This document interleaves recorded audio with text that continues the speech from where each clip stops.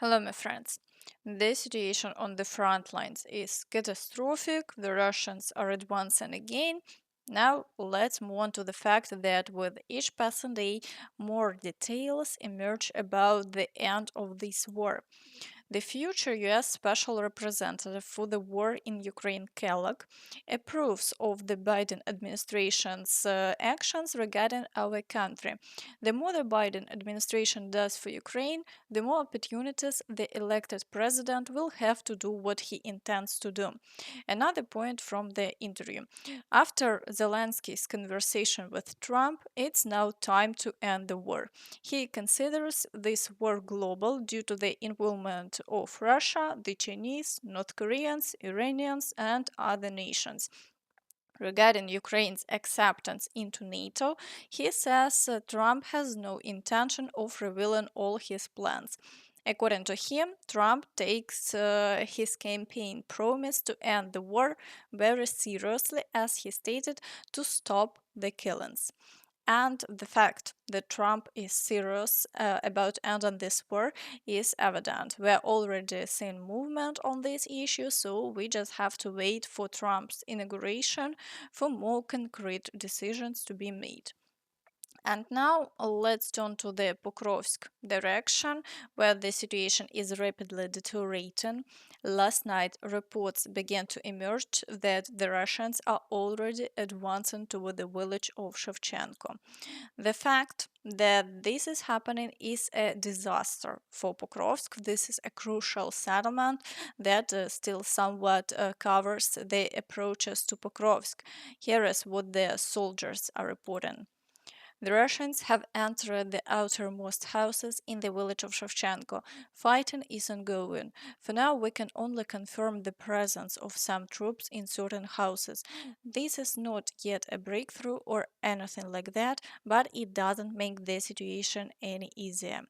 As we can see, the Russians continue pushing forward and alarm bells are ringing everywhere. There is a risk of losing Pokrovsk in the near future. The Russians have intensified their efforts near the village of Shevchenko, whose capture could lead to the loss of the city. This settlement is strategically important to the Russians because taking it would allow them to advance toward Pokrovsk and open additional routes for assaulting the city. Every day, large forces of equipment and infantry are sent to storm the area. Unfortunately, the relentless pressure is yielding results. The Russians are now less than 6 kilometers from Pokrovsk. Meanwhile, battles are ongoing in the areas of Myrolyubivka, the village of Promeny, then Dachinske and Pushkine. So far, no confirmed changes to the front line near Shevchenko have been reported, as the Russians haven't solidified their positions there. However, the gray zone has already begun to expand. In the Kurakhove direction, the Russians are also maintaining the activity. Fighting continues for Kurakhove, with advances reported near the village of Dalny. There are also claims that the Russians have captured Kostyantynopolske and Uspenivka. These statements are not yet officially confirmed, so we await further verification. However, previously the Russians announced the capture of the villages of Yelizavetivka and Romanivka in this area.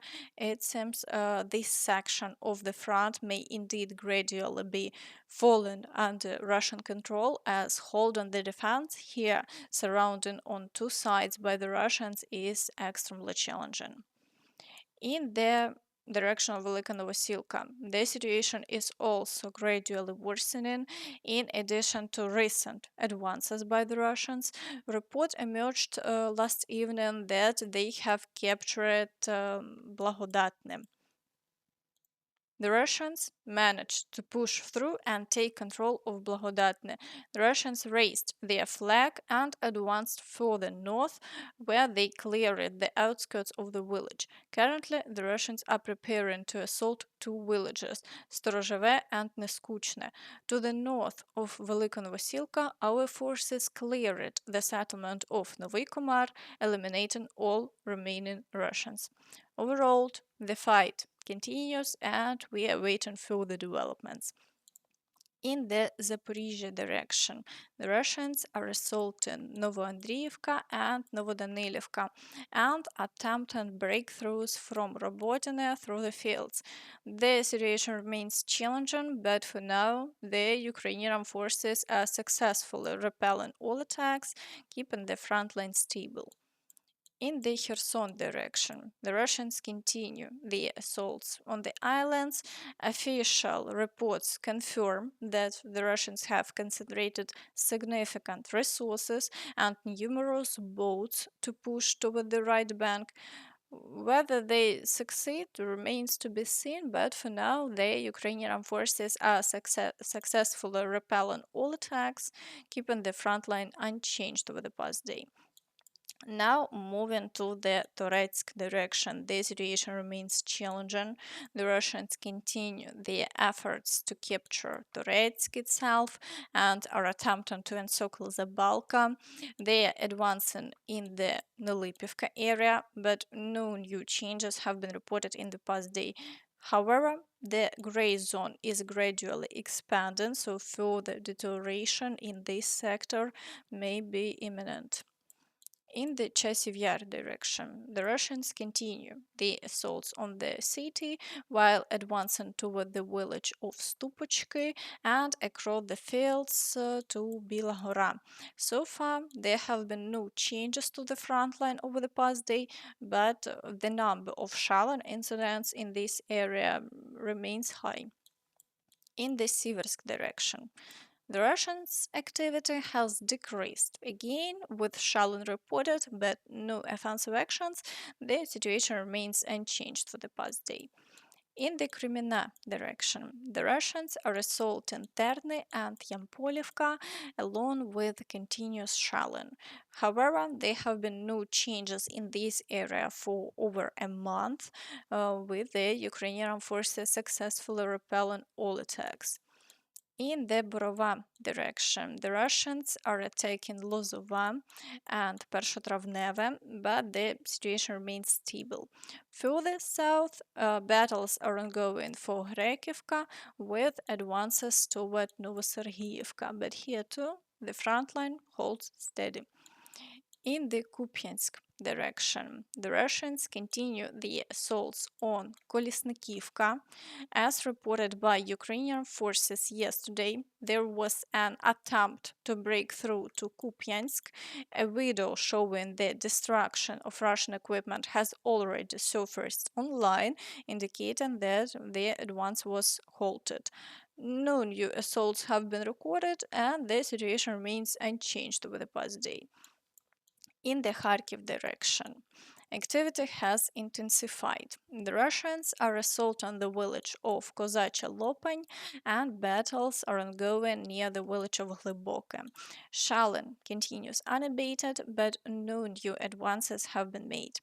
In the Vovchansk area, the Russians persist in their assaults but have seen no successes. In the Kursk direction, Russian forces are maintaining high intensity assaults on Ukrainian positions from all sides. Despite 4 days of relentless activity, there have been no changes along the front line. And that's all from me. So please don't forget to like this video, subscribe to the channel, and hit the notification bell to stay updated on all the latest news. Thank you for watching and see you next time. Bye bye.